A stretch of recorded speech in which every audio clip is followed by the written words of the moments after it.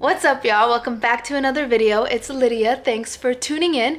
And if you're new here, you might not know this, but I'm doing Curlsmas. So I've been basically posting curly hair videos every single day, and I'm going to be doing it leading all the way up to Christmas. So it's basically my version of Vlogmas.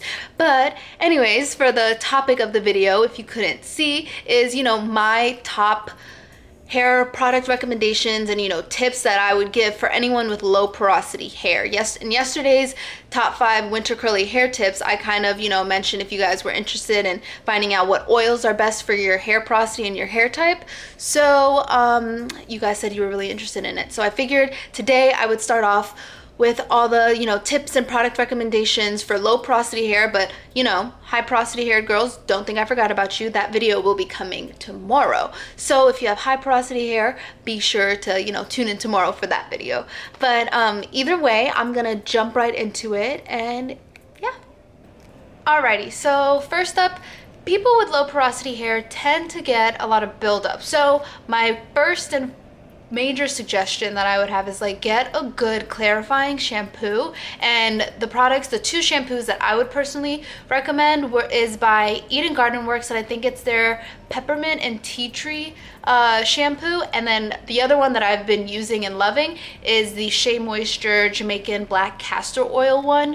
And I really love both simply because they really do a great job at clarifying, and also both of them have really great ingredients for hair growth too. So why not have a 2-in-1? You have the peppermint and tea tree, which is great at stimulating your scalp, and then Jamaican Black Castor Oil is also fantastic. And side note, I have this awesome DIY hair growth oil that I've been kind of making, and I think it's actually been working really well. So I can probably do a video at some point showing you guys how to make it and how to use it, because I love it and it's bomb and super affordable. Next would be use lighter oils. So try to stay away from the thicker coconut oils, especially castor oil, and extra virgin olive oil, because I know people tend to use those, especially if you're doing the LCO method or even the lock method. But personally, I think it should be the loco method, because you should always seal your hair with some kind of oil. But regardless, that's not the point. Try to use lighter oils. So this can be things like jojoba oil, almond oil, grapeseed oil. Personally, grapeseed oil is my favorite. I use this OGX spray. It's pink, I'll put it right here. And the main ingredient, the main oil in it is grapeseed oil, and I like it because it's really light, and it doesn't just sit on top of my hair. You really want to stay away from those heavier kind of oils, because that's all they'll do. They won't really penetrate your hair, and they won't really help bring much moisture in it. They'll just sit on top of it, which isn't really what you want. So next would be to get a good moisturizing treatment, and usually moisturizing treatments can be things like deep conditioners and whatnot. So I always recommend to deep condition your hair, but make sure you pay attention to the ingredients in them, because when you're moisturizing your hair, you want to have good products that will actually help bring in the moisture. So things like agave, honey, aloe vera, things like that are really good for your hair. That's why one of my personal favorites, if I really want a good moisturizing deep treatment, is the Thank God It's Natural honey hair mask, and it's bomb. If you look at the back of the ingredients, they basically give everything you'd want, give your hair everything you'd want in a deep conditioner and a deep treatment. And to go along with that, a little tip is make sure, one, your hair is damp before you start to apply the deep conditioner. Don't put it on dry hair at all. And then my other thing is make sure you have some type of heat in your hair, whether that's indirect, whether that's steam or anything like that. So basically the most ideal time to do it is in the shower, a warm hot shower. That way the steam and everything can open up your hair cuticles. So this leads me to my next tip. It's not really a product recommendation, but it is a little hack that will actually change your curly hair game if you have low porosity hair.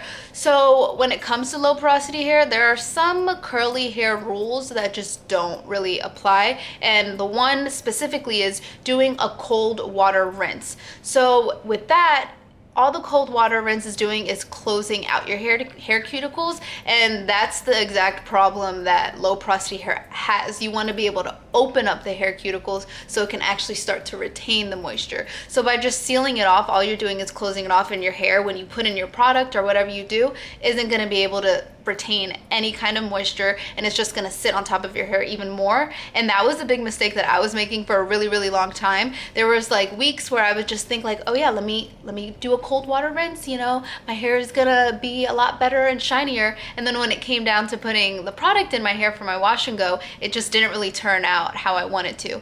So with this in mind though, you don't need to do a hot water rinse. That's definitely not what you want to do. Just use whatever normal warm water that you use when you wash your hair out, and when you wash your body. You just don't need to do a super cold water rinse.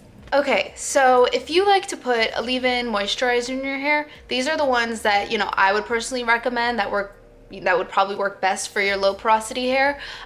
Personally for me, I have low porosity hair, and the product that's been working really great for me, this is the product I have in my hair. This is technically Tuesday, Wednesday, Thursday, Friday. This is like a 4-day-old wash and go, and it's the Camille Rose Curl Maker, which personally has really great ingredients, especially for me during the winter time. But I really don't use anything else in my hair. That's the only product I have in my hair. But I do like to recommend leave-in moisturizers, just because I know other people like to layer their products in their hair.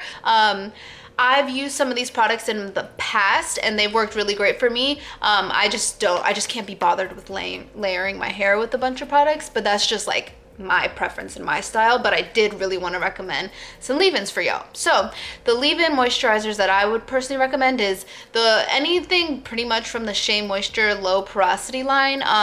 Their products work really well. Their like leave-in / detangler is pretty great. And then also by Eden Body Works, their jojoba like milk hair product, I probably have it right here so you guys can see it, is pretty great too. And it has a great main ingredient, which is jojoba oil, so that's also really great for bringing moisture into your hair. And yeah, those are all the tips that I have for low porosity hair, and you know, all my product recommendations for low porosity hair.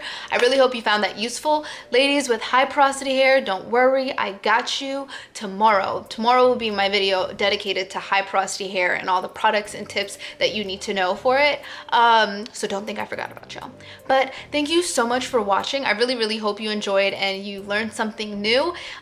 Be sure to comment down below if you have any other video ideas or any other things that you want me to talk about or mention in any of my videos to come for Curlsmas. Give this video a thumbs up if you liked it, and you know, if you want to subscribe, you can. I will love you if you do. I won't hate you if you don't, but it's cool, whatever. But either way, thank you so much for watching, and I'll see you tomorrow for another day of Curlsmas. Peace.